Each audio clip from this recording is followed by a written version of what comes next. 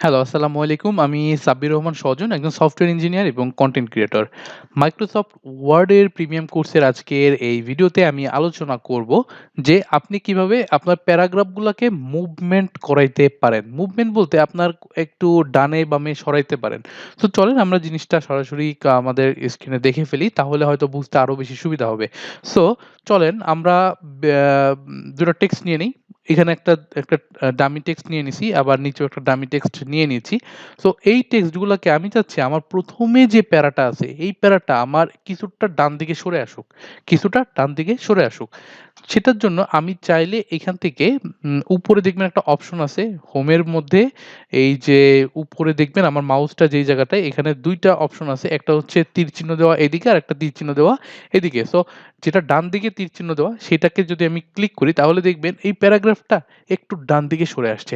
So এটা কখন use করা হয়? যদি আপনি মনে করেন একটা বই লিখছেন বা কোনো একটা টাইপিং এর কাজ করছেন, একটা আর্টিকেলের কাজ করছেন, তখন আপনার হয়তো মনে হইতে পারে যে আমার এটা একটু ডান দিকে সরে আসা দরকার এই পুরো প্যারাটা ধরে। তখন আপনি চাইলে এই সিস্টেমে আপনি কাজগুলা কিন্তু করতে পারেন। আবার আপনি চাচ্ছেন এই প্যারাটাকে একদম মানে আরো ডানে সরাইতে, মানে ২ বার ডানে সরাইতে। মানে একবার ক্লিক করলেন, এটা সমান হলো, আরেকবার ক্লিক করলেন, এটা থেকে আরেকটু সরে গেল। সো এই সিস্টেমে আপনি চাইলে কিন্তু প্যারাগ্রাফগুলোকে সরাইতে পারেন, বা আপনি চাচ্ছেন যে এই পাশে একটা ছবি দিবেন, বাম পাশে একটা ছবি দিবেন, আর ডান পাশে আপনার টেক্সটগুলো থাকবে। আপনি চাইলে একটু সরাই দিতে পারেন। কিভাবে করতে পারেন? এই পুরো জিনিসটাকে সিলেক্ট করেন এবং এই পাশে আরো সরাই ফেলেন। এই যে সরাই ফেললেন, দেখেন এইটা কিন্তু খুব সুন্দর করে এই সাইডে সরে গেছে। এই যে এখান থেকে কিন্তু খুব সুন্দর করে সরে গেছে, এবং এখানে আপনি চাইলে কোনো একটা ইমেজ কিন্তু এনে বসায় দিতে পারেন। কোনো সমস্যা নাই। তো এখন এই সাইডটাকেও আমি দেখেন একটু বাম দিকে সরাই দেই। এই সাইডটা দিলে কিন্তু বাম দিকে সরবে। বাম দিকে সরাটা এতটা পারফেক্টলি হয় না। কারণ বাম দিকে তো আপনার এই পাশটাকে এইভাবে আসলে সরানো যায় না। আপনি চাইলে এই অংশটাকে যে ডানে সরাইছেন, এটাকে আবার বামে সরাইতে পারবেন।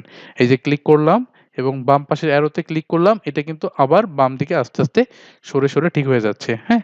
সো এইভাবে করে আপনি আপনার কোনো টেক্সটকে যদি আপনি ডানে বামে সরাইতে চান, মানে লেফট এবং রাইট মুভমেন্ট করাতে চান পুরো একটা প্যারাকে, তাহলে খুব ইজিলি কিন্তু করতে পারবেন।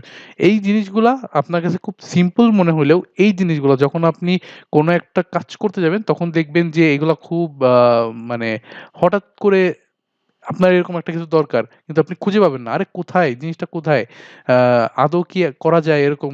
তখন আপনার কিন্তু সমস্যা হয়ে যেতে পারে। তখন আপনি যদি এই ট্রিকস গুলো জানেন, এই ভিডিওগুলা দেখতে থাকেন, তাহলে হয়তো আপনার কাছে খুব ইজি হয়ে যাবে বিষয়গুলা। সো আমি চেষ্টা করতেছি এই টিউটোরিয়ালে, এই পুরো সিরিজে, এই পুরো কোর্সে, যে প্রত্যেকটা ছোট, ছোট বিষয় নিয়ে আলোচনা করতে। সো পুরো ভিডিওটা দেখতে থাকেন, পুরো কোর্সটা দেখতে থাকেন।